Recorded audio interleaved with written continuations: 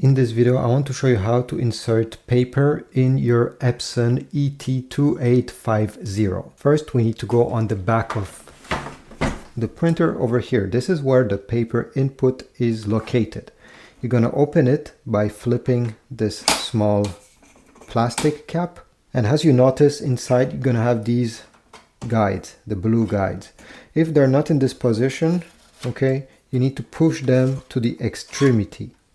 This is simply so that the paper does not come crooked inside of the printer. So if you're going to print on envelopes in the future, well, you can bring them together so the envelope slides in between them. But since we're going to print on A4 size, letter size paper like this one, we're going to push these to the extremities. Take your stack of paper, align it first, and then simply glide it between these two blue guides.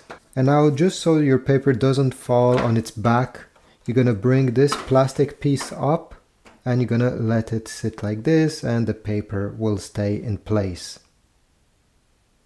Now you can close this lid, and this is about it.